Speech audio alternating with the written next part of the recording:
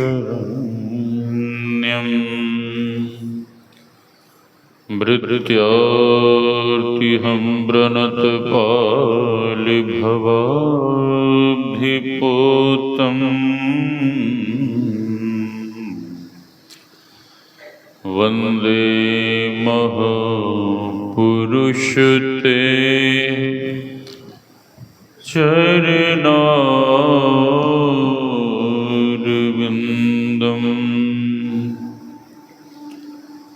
गुरुर्ब्रह्मा गुरुर्विष्णुः गुरुर्देवो महेश्वरः गुरुर्साक्षात् परं ब्रह्म तस्मै श्री गुरवे नमः। धन्य धन्य सद्गुरु सुखदो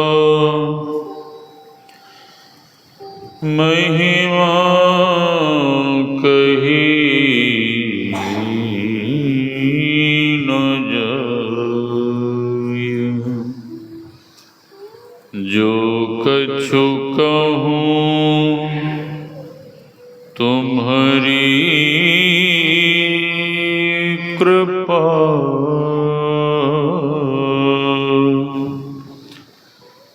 मोते कछु न बसाय। मेरा मुझ में कुछ नहीं, जो कुछ है गुरु तो ये तेरा तुझको सौंपता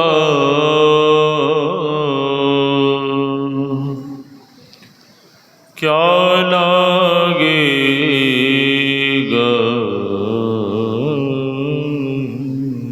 मोर। तेरा तुझको सौंपता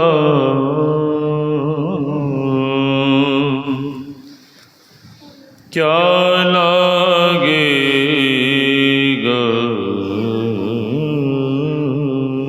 मोर। आसन पर आसीन परमाराध्य सद्गुरु महाराज के युगल चरणों में कोटि कोटि नमन। पावन मंच पर विराज रहे पूज्य संत चरण, इस ज्ञान यज्ञ में पधारे हुए पूज्य गुरुजन, सत्संग प्रेमी महानुभावों, माताओं एवं भक्तिमती बहनों, आप सबों के भीतर विराज रहे परमात्मा स्वरूप आत्मा को हम वंदन करते हैं। श्री राम मैं सब जग जानी, करूं प्रणाम जोरि जुग पानी। यही भाव लिए हम आप सत्संग ज्ञान रूपी गंगा में अवगाहन कर अपने तन, मन और अंतःकरण को शुद्ध तथा पवित्र बनावें। उसके पूर्व हम आप उच्च स्वर में गुरुदेव भगवान के नाम का जय घोष करें। बोलिए श्री सद्गुरु। पीछे से आवाज नहीं आई। एक बूढ़ी माई अपने गूंगे पोते को लेकर कुप्पा घाट आश्रम गई। आचार्य श्री से कहने लगी, बाबा मेरे पोते को आशीर्वाद दे दो। आचार्य श्री ने ऐसे ही थोड़ा प्रसाद देते हुए कहा, ठीक है माई जाओ। माई चरण में पड़कर रोने लगी। आचार्य श्री अपने सेवकों से पूछते हैं कि माई क्यों रो रही है।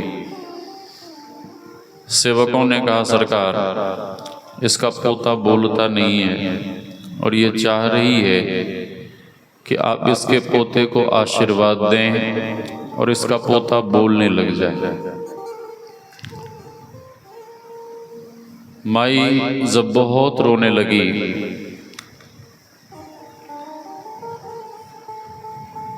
तो संत को दया आ गई।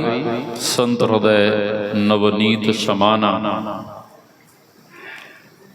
आचार्य श्री ने कहा, बोल बच्चा, श्री सद्गुरु महाराज। बच्चा नहीं बोला। फिर दूसरी बार आचार्य श्री कहते हैं, बोल बच्चा, श्री सद्गुरु। बच्चा नहीं बोला। तीसरी बार जैसे ही आचार्य श्री उस बालक से बोलने के लिए बोले तो गूंगा बच्चा भी जोर से बोल उठा, श्री सद्गुरु। महर्षि व्यास श्रीमद् भागवत महापुराण में लिखने की कृपा की है, मूकम करोति वाचालम पंगुम लंघयते गिरिम यत् कृपातमहं वंदे परमानंद माधवम। भक्त नरसिंह मेहता कहते हैं, द्वार दया का जब तुम खोले, पंचम सुर में गूंगा बोले। जब वे संत भगवंत कृपा करते हैं तो गूंगा बोल सकता है। पंगुम लंघयते गिरिम।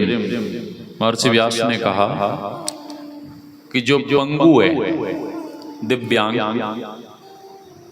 यहाँ की भाषा में विकलांग कह सकते हैं, यदि संत भगवंत कृपा करें तो पंगु दिव्यांग पर्वत की यात्रा कर सकता है।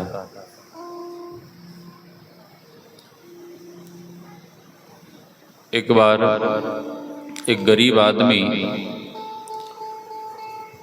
अपनी विकलांग बेटी को लेके देवराहा बाबा के पास गया और देवराहा बाबा से कहने लगा कि बाबा, रोने लगा चरण में पड़कर, और वह गरीब आदमी कहने लगा कि बाबा देखो ना, मेरी बिटिया जवान हो गई है, लेकिन विकलांग होने के कारण कोई भी मेरी बिटिया से विवाह करने को तैयार नहीं है बाबा। और एक बात मैं बिल्कुल शॉर्ट में कहूंगा, पिता को यदि किन्हीं की सबसे अधिक चिंता होती है तो प्यारी बिटिया की चिंता होती है। आप कहेंगे क्यों? इसलिए कि माँ पिता की जितनी सेवा बिटिया कर सकती है उतनी सेवा और कोई नहीं कर सकता। और जिस दिन से बिटिया का जन्म होता है उसी दिन से पिता को चिंता लग जाती है, और उसी दिन से पिता एक एक रुपए जोर जोर कर रखते हैं। किस लिए? बिटिया जब सयानी हो जाएगी तो खूब बढ़िया से धूमधाम से विवाह।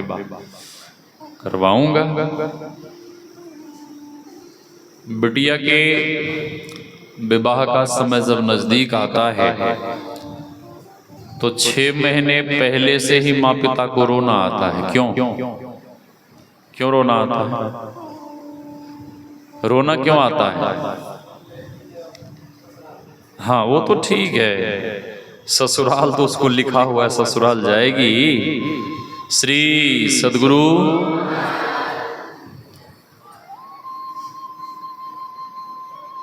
माँ पिता को यह चिंता होने लगती है, जिस तरह की सेवा बिटिया कर रही है, ये सेवा बाद में पता नहीं मिलेगी कि नहीं मिलेगी। हाँ, समय पर चाय नाश्ता, गर्मा गर्म भोजन। हाँ अच्छा, बात बिल्कुल सही है। पिता जब किसी कार्यवश घर से बाहर जाते हैं तो बिटिया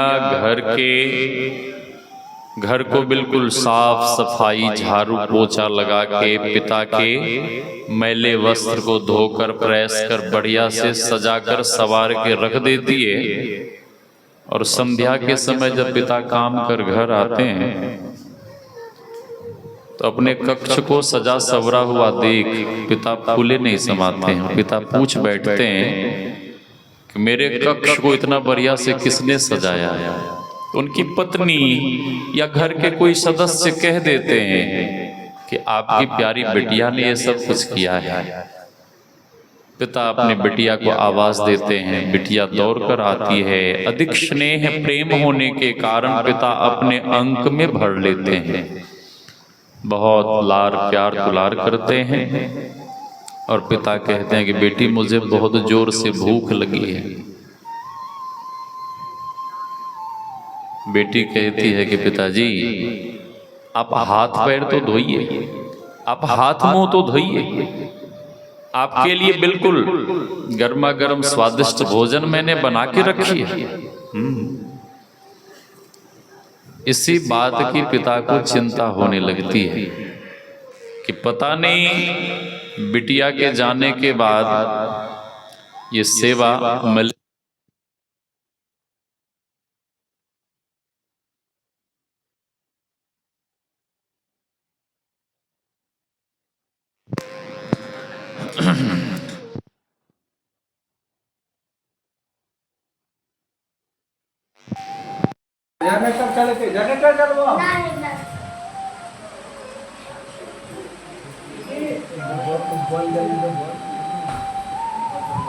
जब विदाई की घड़ी आती है तो सभी लोग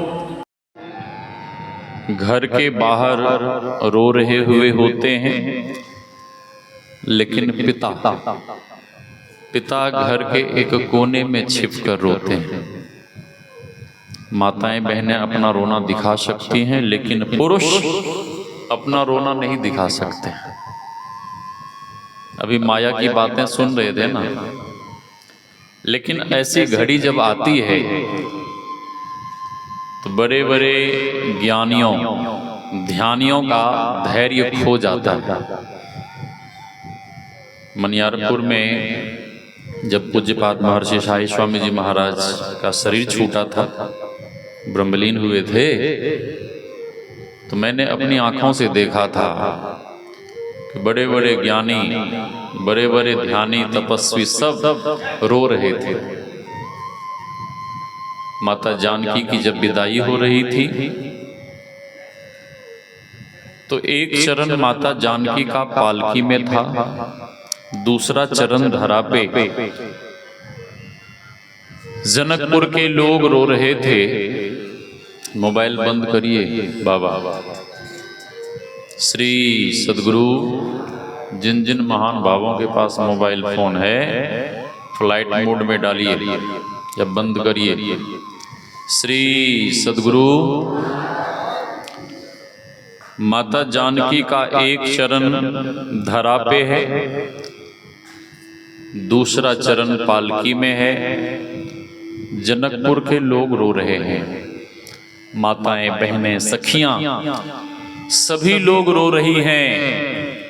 लेकिन माता जानकी चारों तरफ अपनी दृष्टि घुमा घुमा के देख रही हैं कि सभी लोग तो नजर आ रहे हैं, लेकिन मेरे पिता महाराज जनक कहीं नजर नहीं आ रहे हैं। माता जानकी को भीतर में घबराहट, बेचैनी, व्याकुलता होने लगी। किस बिछुड़न की घड़ी में मेरे पिता महाराज ने ऐसा कुछ कर तो नहीं लिया।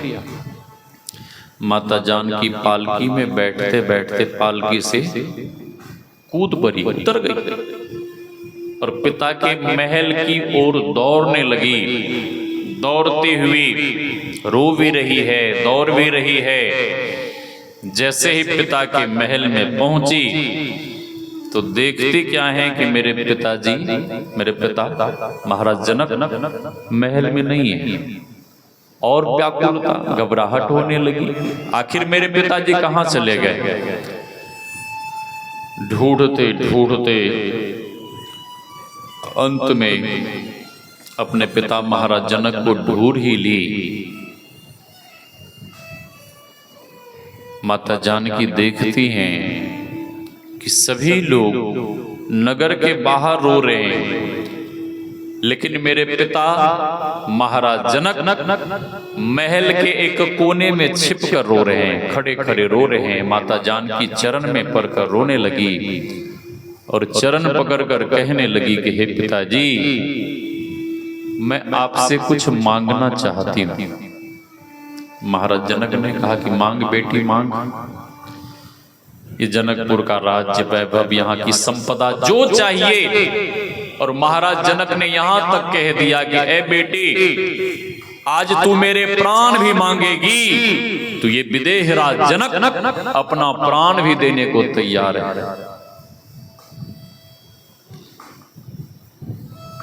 महाराज जनक को क्या कहते हैं? विदेहराज, ठीक है, जो देह भाव से ऊपर उठे हुए, जो मोह माया से ऊपर उठे हुए हैं। लेकिन वो भी आज अपनी बिटिया के लिए रो रहे हैं। माता जानकी कहती हैं कि हे पिताजी, ना तो मुझे जनकपुर का वैभव, राज्य, ना ही आपके प्राण चाहिए, फिर क्या चाहिए? माता जानकी कहती हैं कि हे पिताजी, मुझे केवल एक वचन चाहिए, आप वचन दीजिए। विदेहराज जनक ने कहा कि मांग बेटी मांग। माता जानकी कहती हैं कि हे पिताजी, मैं यहां से जब विदा होके चली जाऊंगी, आपको छोड़कर, आपसे बिछुड़कर जब जनकपुर से चली जाऊंगी, तो आप कभी भी मुझे याद कर, मेरी सेवा, मेरे स्नेह, मेरे प्रेम को याद कर, कभी भी आप आंसू नहीं बहाएंगे, कभी आप रोएंगे नहीं। महाराज जनक ने कहा, करी बेटी, ये तूने क्या मांग लिया? तू तो मेरे प्राण है, और जिसका प्राण ही बिछुड़ कर जा रहा हो वह भला कैसे नहीं रोएगा? महाराज जनक और जोर जोर से रोने लगे। माँ से भी वचन मांगती है कि माँ, मेरे पिता का इतना ख्याल रखना, इतनी सेवा करना कि उन्हें कभी भी मेरी याद न आवे।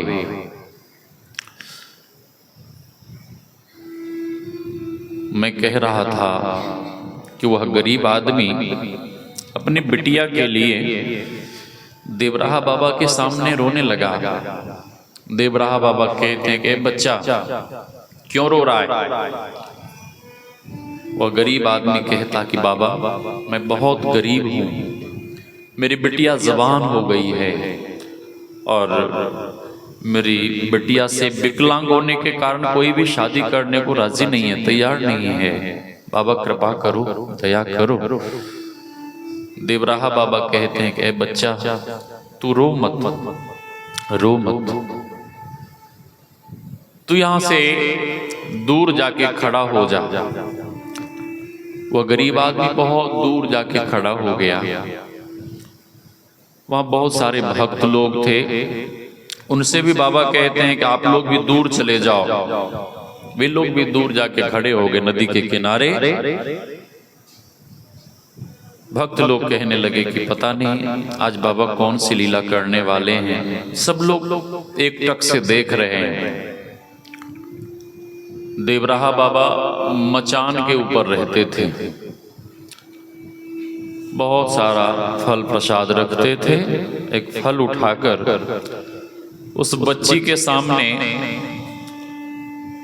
फेंक देते हैं और कहते हैं कि बिटिया जल्दी से फल को उठा। वो उठ नहीं सकती, चल नहीं सकती, शरीर को घसीटती हुई तेजी से फल को उठाती है। फिर बाबा बहुत दूर फल फेंक देते हैं और कहते हैं कि बेटी जल्दी जल्दी फल को उठा। वो तेजी से अपने शरीर को घसीटती हुई फल को उठा लेती है। फिर बाबा दूसरे तरफ बहुत दूर फल फेंक देते हैं और कहते हैं बेटी जल्दी जल्दी फल को उठा। बाबा फल फेंकते गए, वो बच्ची शीघ्रता से फल को उठाती गई और जल्दी जल्दी जो फल को उठा रही थी, तेजी से शरीर को घसीटते हुए जो चल रही थी, बाबा की कृपा से वो विकलांग बच्ची, दिव्यांग बच्ची फल प्रसाद को उठाती उठाती ऐसे दौड़ने लगी जैसे जवान आदमी दौड़ने लगता है। महर्षि व्यास कहते हैं पंगुम लंघयते गिरिम। पंगु पर्वत की यात्रा कर सकता है। कल एक संत सुना रहे थे, एक विराजी, नागेश्वर विराजी, उधर सुपौल के तरफ उनका कहीं गांव है, शायद अररिया डिस्ट्रिक्ट के ही हैं वो। नागेश्वर विराजी महासभा के किसी पद पे थे वे, अभी हैं ही। तो वो मंच पर बहुत भाषण देते थे, प्रवचन खूब बढ़िया, लंबा चौड़ा बढ़िया प्रवचन देते थे, खूब बोलते थे। लेकिन उनके शरीर में कुछ हो गया, दिक्कत हो गई और आवाज उनकी बैठ गई। तो किसी डॉक्टर ने कहा ऑपरेशन करवाना पड़ेगा। तो ले गए उधर सिल्लीगुड़ी, कहाँ ले गए। तो वहां के डॉक्टरों ने कहा कि यदि मैं ऑपरेशन कर दूंगा तो आपकी पूरी आवाज खत्म हो जाएगी, आप फिर बोल नहीं पाइएगा जीवन में। अभी बड़े दुखी हुए, हाँ, उदास होकर अपने घर आए। उधर जिला अधिवेशन सत्संग कार्यक्रम था, पूज्यपाद महर्षि साई स्वामी जी महाराज का शुभागमन हुआ था। तो दूसरे लोग मंच संचालन कर रहे थे। तो पूज्य बाबा ने कहा कि वो विराजी जी मंच संचालन क्यों नहीं कर रहे। तो उनके साथ जो लोग थे उन्होंने कहा कि ये बोल नहीं पाते हैं और डॉक्टर ने कहा है नहीं बोलने के लिए, नहीं तो जो भी आवाज है वो भी खत्म हो जाएगी। हाँ। तो पूज्यपाद महर्षि शाही स्वामी जी महाराज उन्हें अपने पास बुलाते हैं और कहते हैं कि सत्संग के बाद मेरे निवास में आप आइएगा। तो रात्रि भोजन के बाद विराजी जी गए पूज्य बाबा के निवास में। पूज्य बाबा डब्बे में धनिया का चूर्ण रखते थे और एक चम्मच धनिया का चूर्ण उन्हें देते नागेश्वर विराजी जी को। और पूज्य बाबा कहते हैं कि जाइए इसे गर्म पानी में घोलकर पी जाइएगा, खा जाइएगा। हाँ, उन्हें श्रद्धा तो थी पूज्य बाबा के प्रति, संत महात्माओं के प्रति। वे गए, वैसा ही उन्होंने किया, गर्म पानी में घोलकर उसे पी गए, खा गए, रात्रि में सो गए। आवाज मुख से बहुत धीरे धीरे आती थी, थोड़ी थोड़ी आवाज आती थी, ठीक से नहीं बोल पाते थे। रात्रि में तो सो गए, गुरु महाराज को प्रणाम कर जप करते हुए, ध्यान करते हुए सो गए। और जैसे ही ब्राह्म मुहूर्त में जगे तो उन्होंने बहुत जोर से अपने भाई को आवाज दिया। हाँ, बहुत जोर से अपने भाई को आवाज दिया। अब उनके भाई लोगों को हैरानी हुई कि ये तो ठीक से बोलते नहीं थे, जैसे पहले आवाज थी वैसे ही आवाज आ गई। सुबह सत्संग का समय हुआ, गए, और जैसे ही गए तो पूज्य बाबा के चरण में पड़कर रोने लगे। पूज्य बाबा कहते हैं कि आप रो क्यों रहे हैं, अब आप ठीक हैं ना? हाँ हुजूर, मैं बिल्कुल ठीक हूँ। और पूज्य बाबा कहते हैं कि अब और कोई नहीं, अब आप ही मन संचालन कीजिएगा, आप ही माइक पे बोलिएगा। महर्षि व्यास कहते हैं, पंगुम लंघयते गिरिं मूकम करोति वाचालम्। भक्त नरसिंह मेहता कहते हैं, अंधा देखे लंगड़ा चलकर पहुंचे काशी रे। अंधा देख सकता है जब वे संत सदगुरु कृपा करें, दया करें। एक बालक, उसका नाम नारायण, माँ से कहता, माँ मुझे साधु बनना है, मुझे साधु बनना है। तो माँ कहती कि ए मेरे लाल, तू साधु बन जाएगा तो मैं तो जीते जी मर जाऊंगी, इसलिए तू साधु मत बन, साधु मत बन। माँ अंक में भरकर रोने लगती। माँ कहती कि ए मेरे लाल, तू साधु बन जाएगा तो मुझे छोड़कर चला जाएगा, इसलिए तू साधु मत बन। लेकिन एक दिन बालक हट कर दिया कि माँ मुझे साधु बनना है। माँ बहुत रोने लगी। तो बालक कहता, माँ तुम क्यों रो रही हो?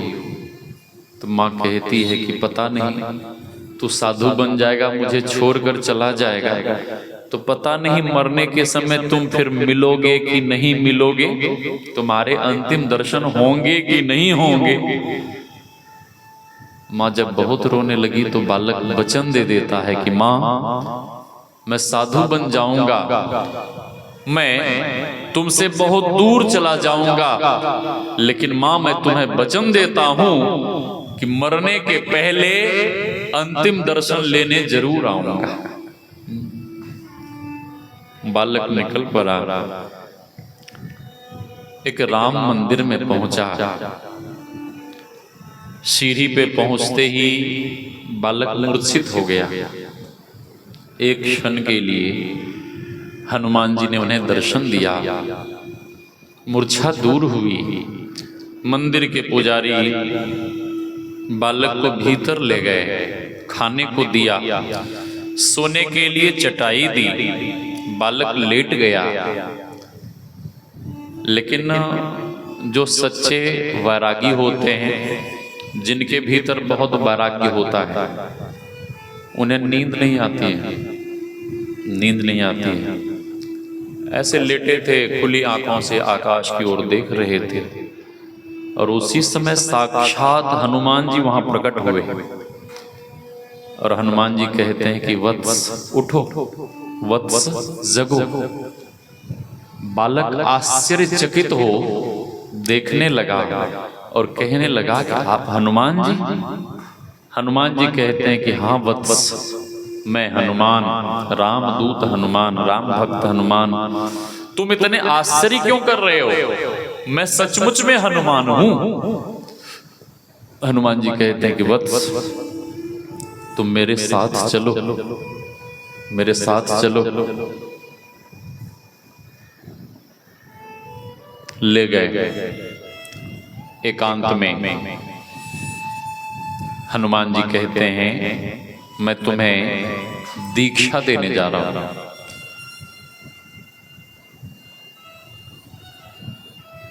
हनुमंतलाल जी दीक्षा बताने लगे।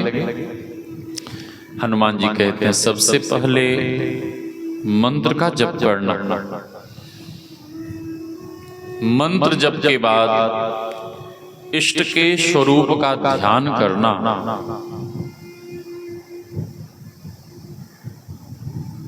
इष्ट के स्वरूप के ध्यान के बाद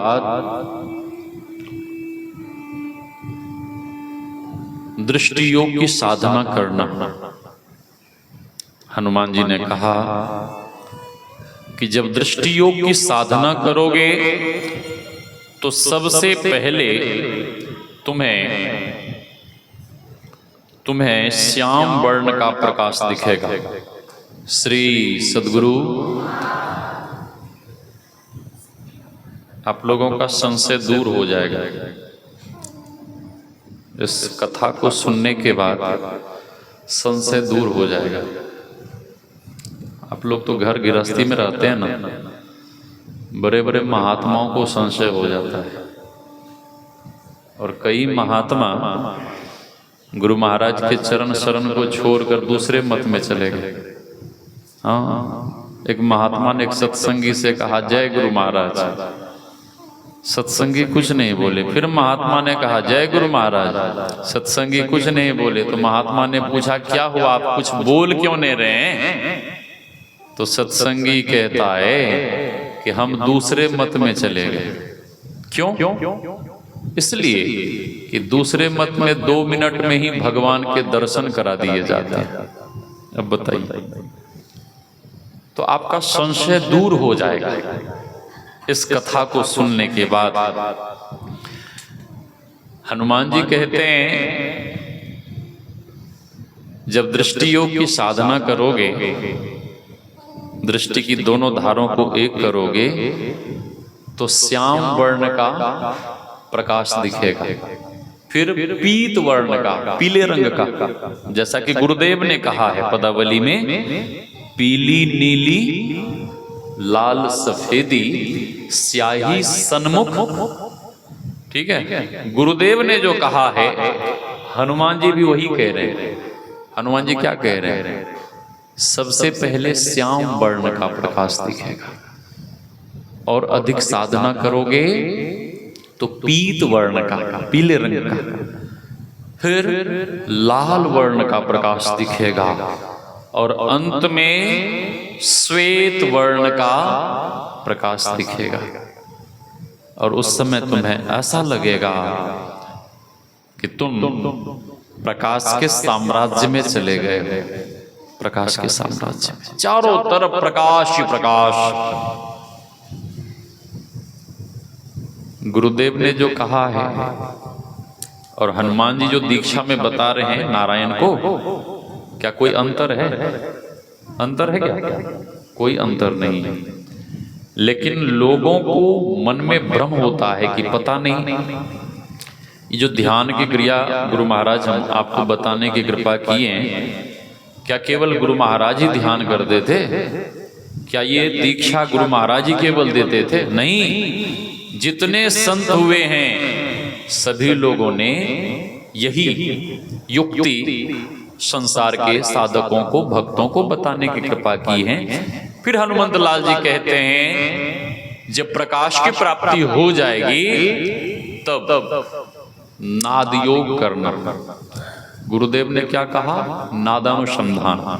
ठीक है, और हनुमान जी क्या कह रहे हैं? नाद योग। ठीक है, नाद योग करना। और जब नाद योग करोगे तो सबसे पहले शरीर के रगरेसे की आवाज सुनाई पड़ेगी, मधुमक्खियों की भनभनाहट जैसी। प्रारंभ में कठोर नाद सुनाई पड़ेगा, हनुमान जी कह रहे हैं। फिर सौम्य नाद सुनाई पड़ेगा, और अंत में तुम्हें सूक्ष्म नाद सुनाई पड़ेगा। गुरुदेव ने क्या कहा? जो हनुमान जी कह रहे हैं वही गुरु महाराज कह रहे हैं। जहां सूक्ष्म नाद ध्वनि आज्ञा, आज्ञा चक्र करो डेरा। ठीक है, कोई अंतर नहीं है। गुरुदेव कहते हैं मीठी मुरली सुनय सुरत के कान से, अरे हारे में ही बड़ा कौतूहल होय ध्वनिन के ध्यान से। और हनुमान जी कह रहे हैं कि ये जो बाहरी रामलला के रूप को तुम देख रहे हो, ये जो बाहरी मूर्ति और तस्वीर को देख रहे हो, ये रामलला का मायामय रूप है। क्या है? सब माया में दर्शन परशन। गुरुदेव की वाणी में असली दर्शन कैसे होगा? दिव्य दृष्टि से हो जो दर्शन। जब दिव्य चक्षु से आपको दर्शन होगा रामलला का, वो असली दर्शन होगा। हनुमान जी कह रहे हैं कि जब दिव्यनाद को सुनने लगोगे तो उसे दिव्यनाद को सुनते सुनते रामलला के सत्य स्वरूप को जान पाओगे, असली स्वरूप को देख पाओगे। अभी महाराज जी सुना रहे थे ना, सर्वेश्वरानंद जी महाराज, गो गोचर जहां लगी मन जाई। गुरुदेव की वाणी में नैनों के तारे चश्म रोशन, क्यों नजर आते नहीं रूह रोशन, आत्मभूषण क्यों पकड़ जाते नहीं, सर्वरूपी हो कहाते फिर अरूपी हो गए, सूक्ष्मतर मन बुद्धि। इन मन बुद्धि आदि इंद्रियों के द्वारा परमात्मा को प्रत्यक्ष करने की चेष्टा करना झूठी खेल करना है। मैं उधर नहीं जाना चाहूंगा। दीक्षा देते हैं साधना करते हुए, और हनुमान जी ने कहा कि आज से तुम राम के दास हो गए, तुम्हारा नाम मैं रामदास रखता हूं। हाँ, और उन्हीं का नाम आगे चलकर समर्थ रामदास हुआ। सिद्ध पहुंचे हुए संत बने।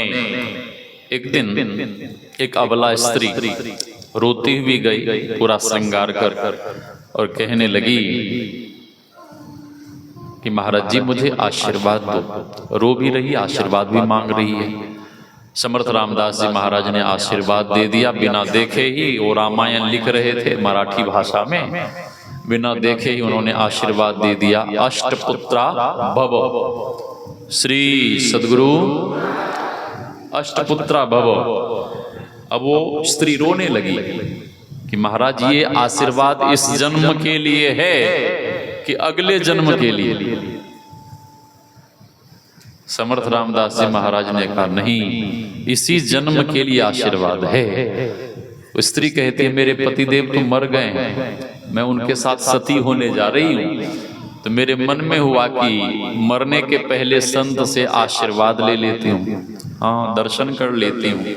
साधु नाम दर्शनम पुण्यम तीर्थभूता ही साधव काले न फलते तीर्थम सद्य साधु समागम। दर्शन कर लेती हूँ। समर्थ रामदास जी महाराज कहते हैं कहाँ हैं आपके पतिदेव? उधर, वो देखिए सभी लोग अर्थी रखी हुए रो रहे हैं सब।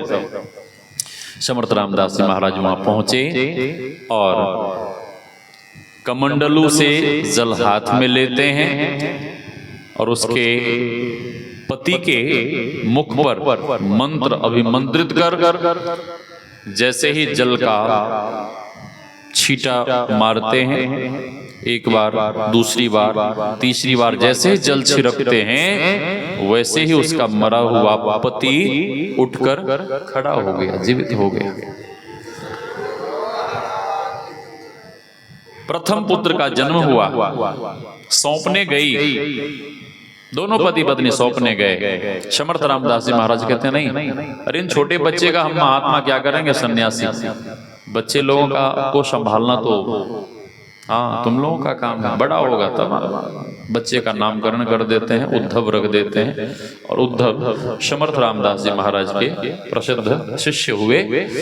तो मैं कह रहा था उनके माँ का जब देह त्याग करने का समय आया, माँ का शरीर छोड़ने का जब समय आया तो उन्हें पता लग गया और वे अपने गांव पहुंचे। माँ को साष्टांग दंडवत प्रणाम करते हैं माँ पूछती हैं कि आप कौन हैं, आप कौन हैं। माँ क्यों पूछ रही है? इसलिए कि जब से समर्थ रामदास जी महाराज घर से निकले थे ना, माँ इतना रोई कि माँ की नेत्र ज्योति चली गई थी, अंधी हो गई थी। हाँ, रोते रोते ऐसा होता है कई बार।